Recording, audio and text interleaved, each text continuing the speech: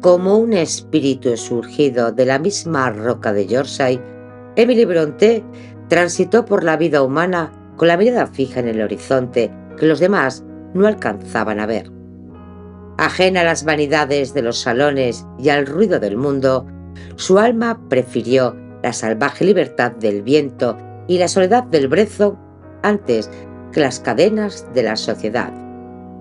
Fue una criatura de la intemperie que guardaba en su pecho un universo más vasto y tormentoso que los propios páramos que la vieron nacer.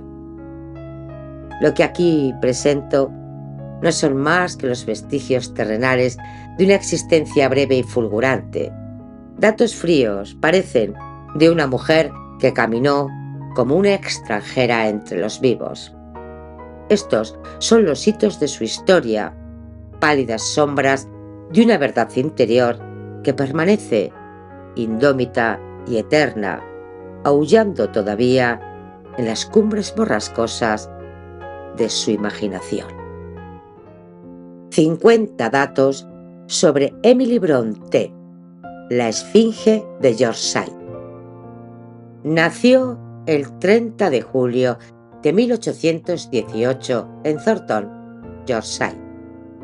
Su padre Patrick cambió el apellido original irlandés Brunty por Brontë para sonar más distinguido. Huérfana temprana. Su madre, María Branwell, murió cuando Emily tenía apenas 3 años. Creció en la casa parroquial de Hartworth, cuyas ventanas daban directamente a un cementerio abarrotado. Tras la muerte de su madre, fue criada por su tía Elizabeth Branwell, una mujer estricta y religiosa. Era la quinta de 6 hermanos. Solo era mayor que su hermana Anne. Sus hermanas mayores, María y Elizabeth, murieron de niñas. A los 6 años fue enviada al internado insalubre de Conwall Bleak, el mismo que inspiró el colegio Lockwood en Jane Eyre a su hermana Charlotte. Tras la muerte de sus hermanas mayores por tuberculosis, Emily fue retirada del colegio para ser educada en casa. Gondal, junto a Anne, creó este reino imaginario del cual escribió crónicas y poemas durante décadas. Su escritura era microscópica. Escribía sus historias en libros diminutos, con letra casi ilegible, para que los adultos no pudieran leerlos. Poetisa secreta. Escribió cientos de poemas en secreto hasta que su hermana Charlotte los descubrió por accidente en 1845. Cuando Charlotte leyó sus poemas, Emily se enfureció y tardó días en perdonar la intrusión en su intimidad. Eligió Alice Bell para publicar, manteniendo sus iniciales originales. Fracaso comercial. Su primer libro de poemas, compartido con sus hermanas, solo vendió 2 copias en su primer año. El manuscrito de Cumbres Borrascosas lo terminó en 1846, pero tardó más de un año en encontrar editor dispuesto a publicarlo. Tuvo un breve paso por Roy Heath. Intentó ir a la escuela de nuevo a los 17 años, pero enfermó de melancolía y regresó a casa 3 meses después. Fue maestra por obligación. Trabajó como maestra en Louth Hill School en 1838. Trabajaba 17 horas al día y odiaba la falta de libertad. Su aventura en Bruselas. Viajó a Bélgica en 1842 para estudiar francés y alemán en el pensionado Heger. Tenía talento para los idiomas. Aprendió a leer y escribir alemán con una fluidez asombrosa en muy poco tiempo. Rechazó socialmente a Bélgica. Se negaba a seguir la moda belga y vestía con ropas pasadas de moda, lo que le hacía blanco de las burlas. Su tutor de Bruselas, Constantin Heger, dijo que Emily tenía una mente masculina y que debió ser un gran navegante. Era la más alta de sus 3 hermanas Brontë. Medía aproximadamente 1,70 m. No tenía vida social. Howard era conocida por no hablar con nadie fuera de su familia y los criados. Era la cocinera de la casa. Se encargaba de la mayor parte del trabajo doméstico, especialmente de hacer el pan. Solía estudiar alemán o leer a los clásicos mientras amasaba el pan en la cocina. Era una pianista experta. Se dice que era la mejor música de la familia y tocaba piezas complejas de Beethoven. Era una tiradora de precisión. Su padre le enseñó a disparar con pistola y se dice que tenía mejor puntería que él. Habilidad asombrosa con el dibujo. Sus bocetos de aves y de perros muestran un talento casi profesional para la ilustración naturalista.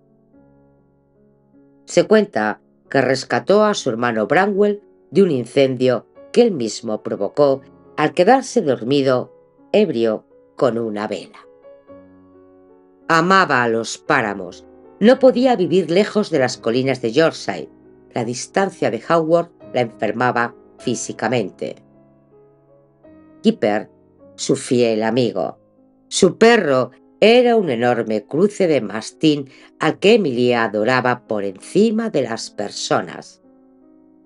Una vez fue mordida por un perro rabioso y sin decir nada a nadie, ella misma se cauterizó la herida con un hierro al rojo vivo.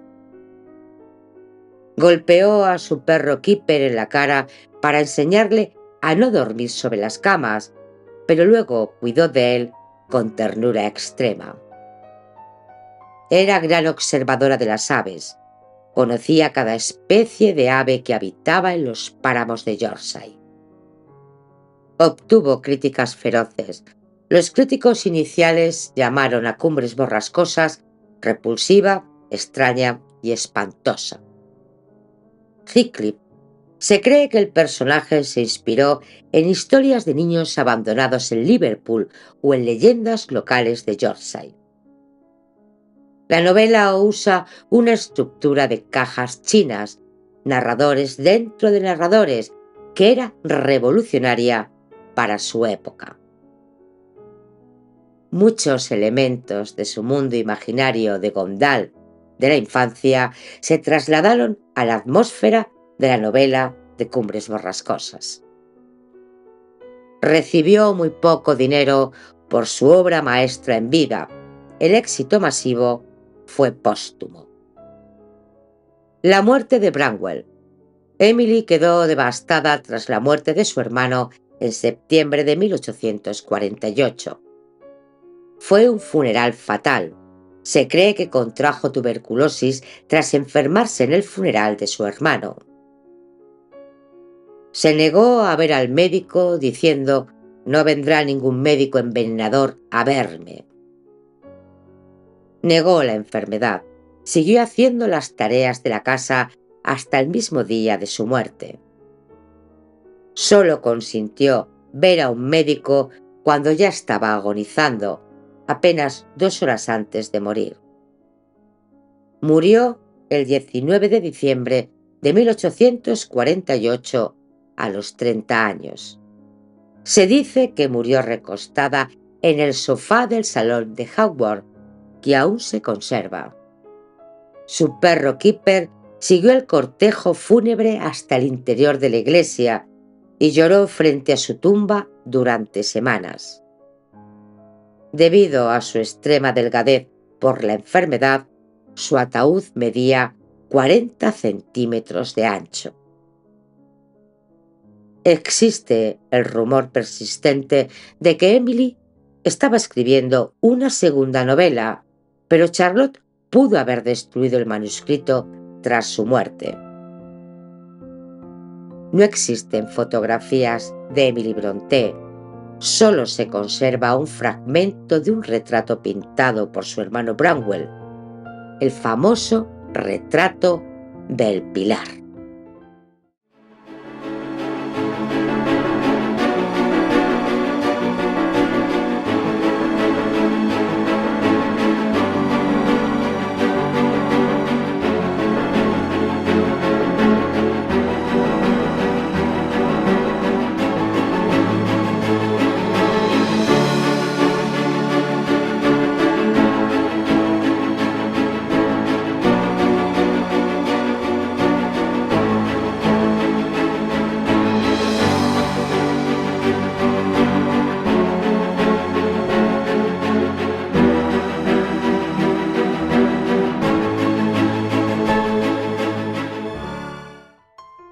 Emily Brontë, empezando por el final.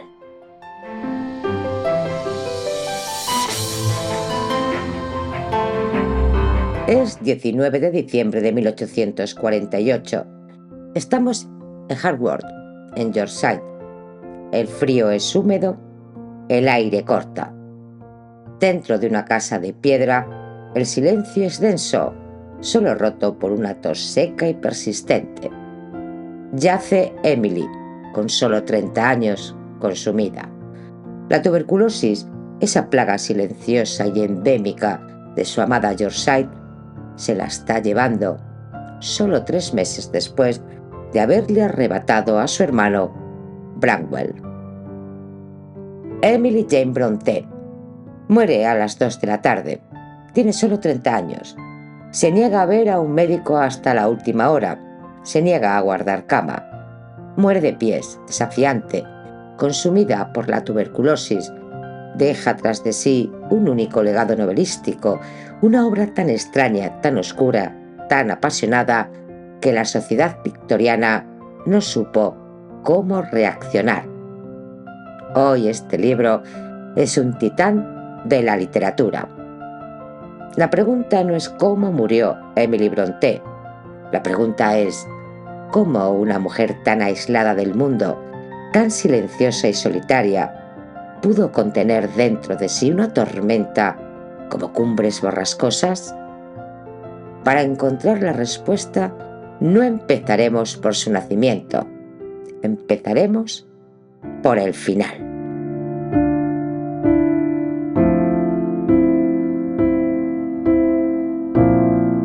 Emily Brontë, que vivió 30 años, en su corta vida transcurrió en Harworth, un pequeño pueblo industrial de Yorkshire.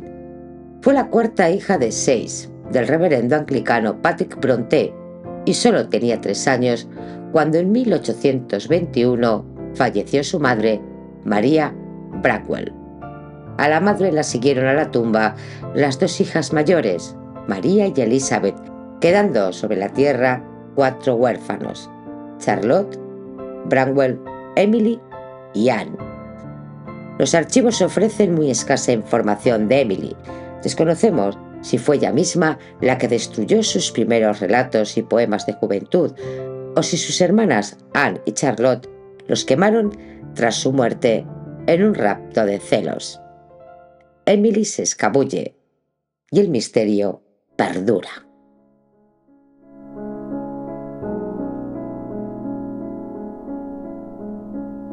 Viajemos un año atrás, 1847. Cumbres borrascosas se publica bajo el seudónimo masculino de Ellis Bell. Los críticos quedan horrorizados. La califican de brutal, salvaje, amoral. No hay un héroe claro, no hay una lección moral victoriana. Solo hay una pasión que lo consume todo, un amor que es más parecido a una fuerza de la naturaleza que a un sentimiento humano. El libro nos presenta a Heathcliff, un personaje que no es un villano ni un héroe, es una fuerza elemental. Y a Catherine Ersaf, su alma gemela, atrapada entre el deber y un amor que trasciende la vida y la muerte. Su famosa frase, sea cual sea la materia de la que están hechas nuestras almas, la suya y la mía son la misma. Esta frase no era una declaración de amor romántico, era una declaración de identidad. La novela era un espejo del alma en su autora, e indómita, privada y profundamente conectada con la tierra salvaje que la rodeaba. Emily no escribió sobre el mundo que veía en los salones de Londres, escribió sobre el universo que ardía dentro de ella. ¿Pero de dónde surgió ese universo? ¿Dónde se forjó una imaginación tan poderosa? La respuesta no está en el éxito de su libro, que apenas llegó a ver. Está en los muros de su hogar. Única en el contexto de la novela victoriana, Cumbres Borrascosas rompe por completo con los cánones del decoro y la decencia impuestos por la época. El libro no está en sintonía con su tiempo ni con ningún otro. Es una disección salvaje del sistema de clases y una denuncia del racismo colonial, del machismo despiadado, del maltrato y del avasallamiento al que eran y aún son sometidas muchas mujeres en las sociedades patriarcales. Toda la estructura del libro se articula en torno al rango y el orden. ¿Quién es adecuado? ¿Quién debe casarse con quién? ¿Cómo se asciende en la escala social? ¿Cómo se puede caer en esa escala y descender? Esto es lo que perturba a Hickling, la idea de no pertenecer, de no ser la clase de persona adecuada. Y es lo que también perturba a Catherine, el someterse a un patrón de conducta que le impone no solo un marido, sino un estilo de vida que detesta, pero del que no puede escapar y que acaba devorándola. La historia comienza una noche de 1771 en Cumbres Borrascosas, una granja aislada en los páramos de Yorkshire. El dueño, el señor Irsaf, trae a su casa a un niño al que ha recogido en una calle de Liverpool, pero no solo un niño vagabundo y esquivo. Y aquí la autora ya da la primera gran vuelta de tuerca. Es además un niño casi tan negro como si viniera del diablo. Irsaf lo llama Heathcliff y lo cría con sus hijos Hindley y Catherine. Hindley odia a Heathcliff desde su llegada y a la muerte del padre lo convierte en un esclavo al que humilla y lesiona, pero la hija menor Catherine, asalvajada y rebelde, reconoce de inmediato a Heathcliff como su otro yo. El vínculo entre los protagonistas es más de identificación que de deseo. Un vínculo venenoso que los infecta y hace que no puedan escapar de sus odios y anhelos insatisfechos.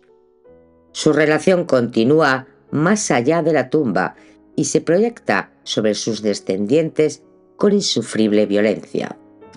Este tufo de sádica intimidación recorre toda la historia.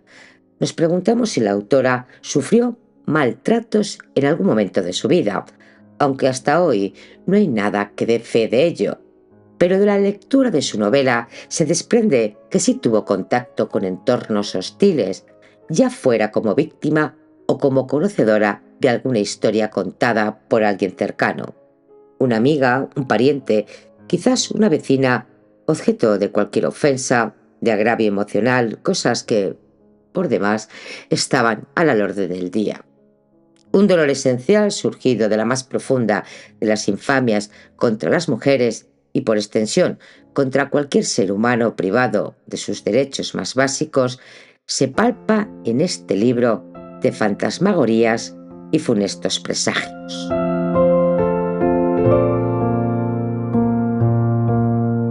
Para entender la novela, debemos entender Hogwarts. Y para entender a Emily, debemos entender el páramo. Ese paisaje de brezo y piedra, de cielos inmensos y vientos cortantes, no era un simple telón de fondo para ella. Era su refugio, su confidente, su iglesia. Los páramos no eran un lugar que visitaba, eran una extensión de su ser. Dentro de la casa parroquial, la vida era un microcosmos de creatividad y tragedia. Emily, junto a sus hermanas Charlotte y Anne y su brillante pero atormentado hermano Branwell, no necesitaban el mundo exterior. Crearon los suyos propios. Desde niños escribieron crónicas diminutas sobre reinos imaginarios. Angria, y especialmente para Emily y Anne, el oscuro y dramático reino de Gondal. Gondal fue su campo de entretenimiento. Allí Emily exploró sin censura los temas que definirían su obra: la pasión, la traición, la venganza, la muerte y lo sobrenatural. Su personalidad, descrita por su hermana Charlotte como más fuerte que un hombre, más simple que un niño, se forjó en esa mezcla de libertad imaginativa y aislamiento físico. Era ferozmente leal, terriblemente tímida con los extraños y prefería la compañía de su perro, Kipper, a la de casi cualquier ser humano. Heathcliff no nació de una experiencia romántica, nació del viento del páramo y de las guerras civiles del reino de Gondal.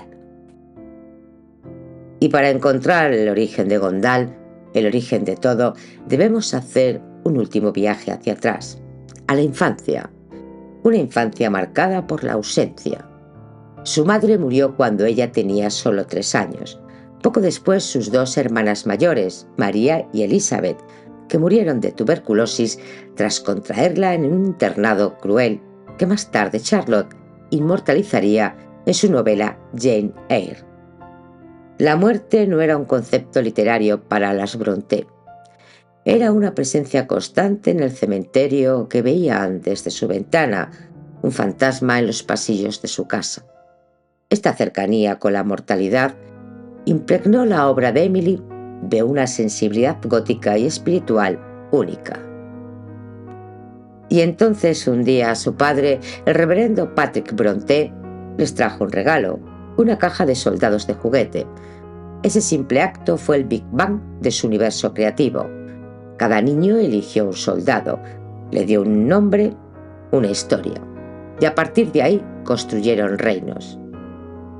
Esa niña silenciosa que jugaba en el suelo de una casa de piedra, que perdió a su madre y a sus hermanas, que encontraba consuelo en el viento y en los cuentos del reino imaginario, fue la que años más tarde escribiría una de las novelas más feroces y eternas de la historia.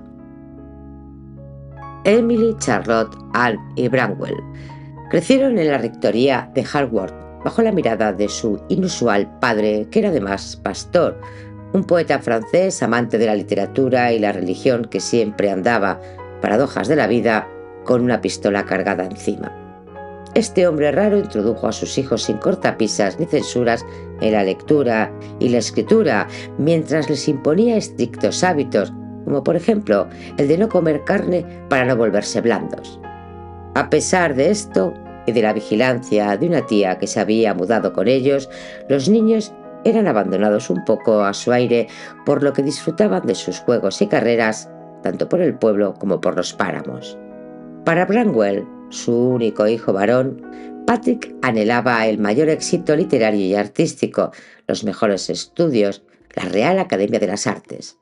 Para sus 3 hijas, el reverendo intentaba una sólida educación clásica con el fin de proporcionarles una vida independiente como amas de llave o institutrices. Y nada más, pues ya con esto era bastante tratándose de las mujeres. Desde Walter Scott hasta Lord Byron, los Brontë devoraban todo lo que caía en sus manos, incluso el periódico. Uno de sus favoritos era Blackwood Magazine, el cual contenía un buen surtido de artículos políticos, críticas sobre los últimos libros y sustanciosas columnas de arte y literatura. Los niños sentían un apasionado interés por lo que ocurría en el mundo en general, y esta curiosidad tuvo un connotado impacto en su mundo imaginario. Un día, en 1826, Patrick Brontë regaló a Branwell una caja de 12 soldaditos de plomo. Branwell y sus hermanas les pusieron nombres y conjeturaron historias, conquistas y pasiones. Pronto en sus juegos y bajo sus plumas, todo un mundo inmaterial tomó forma. La aventura había comenzado. Entre los austeros muros alejados del bullicio londinense tuvo lugar un suceso sin precedentes en la historia de la literatura. Comienza en secreto. Las hermanas Brontë optaron por esconderse detrás de seudónimos masculinos, manteniendo solo la letra inicial de sus nombres. Charlotte fue Currer Bell, Anne Acton Bell y Emily Ellis Bell. No quisimos declararnos mujeres, escribió Charlotte más tarde, porque nos daba la sensación de que las autoras no las juzgaban sin prejuicios. El engaño funcionó.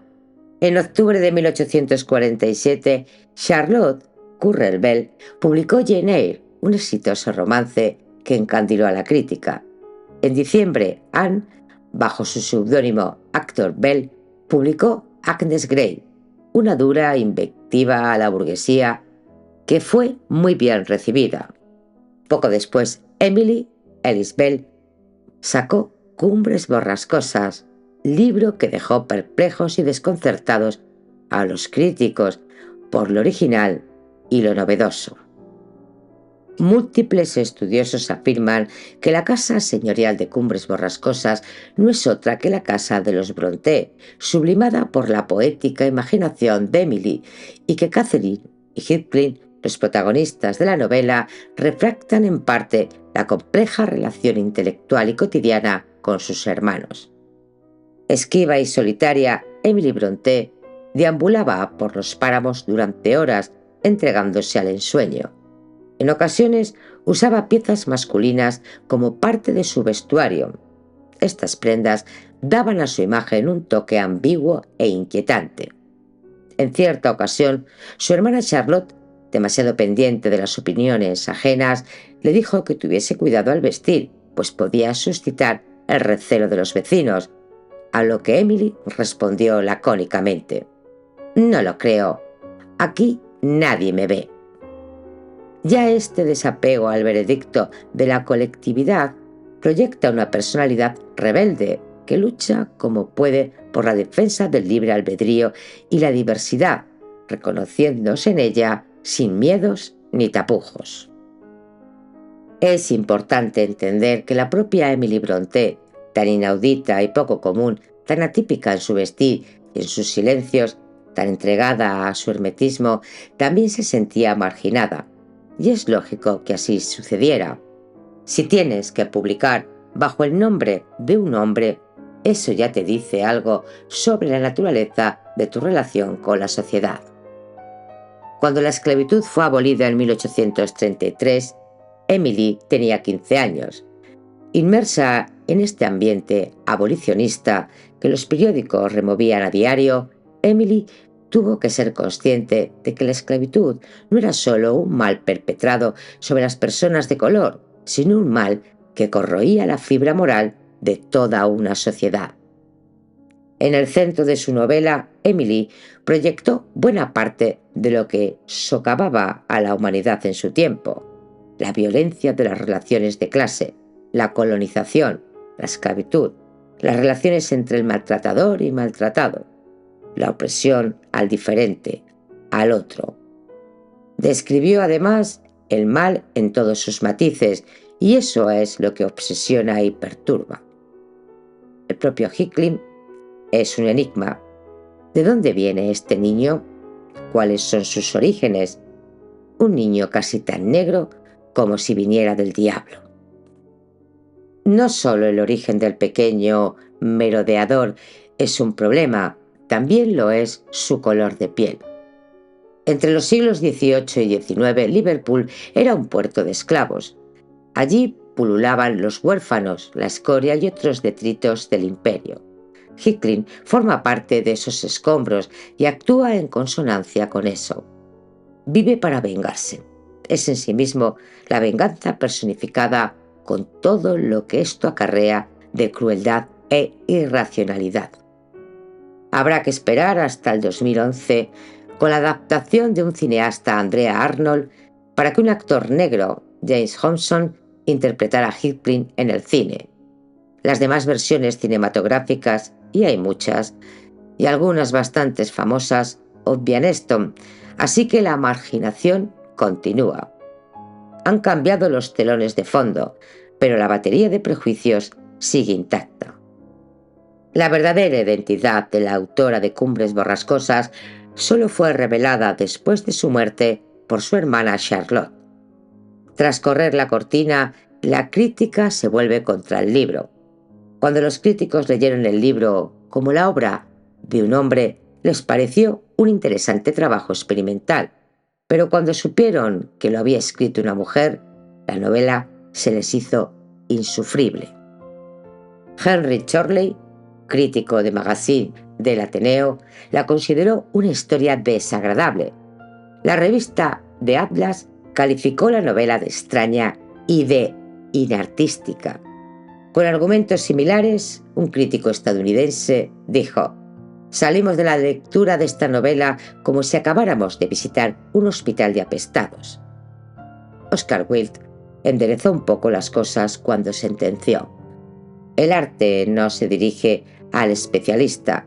Cualquier arte apela solo al temperamento artístico». Oscar Wilde, un genuino representante de los otros, supo leer en la obra el grito de rebeldía de su autora y se solidarizó con ella.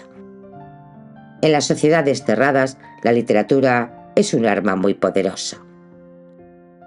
En respuesta a la Inglaterra victoriana que condenó Cumbres Borrascosas, una espantada Charlotte Brontë escribió que Emily solo era una chica simple de los páramos, una virgen solitaria, reclusa e ignorante, inspirada por una intuición inexplicable.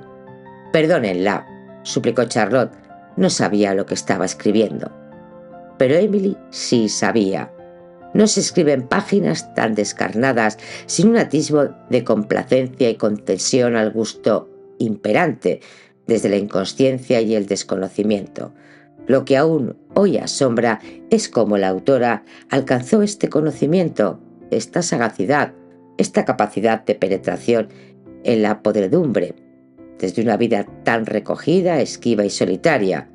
Y aquí nos fascina, una vez más, ante los misterios del talento. No hay respuesta. Es mejor que así sea. Como humanos que somos, como criaturas finitas, ansiamos el misterio y reverenciamos el milagro. No todo tiene una explicación. Hay cosas que escapan a la razón.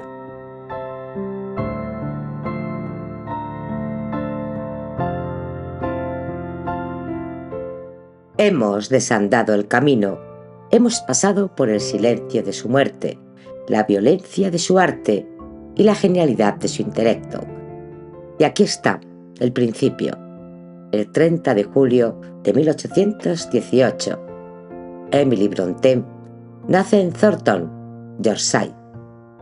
Una vida corta, forjada por el trauma, alimentada por el páramo y marcada por una voluntad que no cedió jamás. Ella fue así, el alma indomable que tuvo que morir, como Alice Bell, para que su verdad pudiera ser escuchada.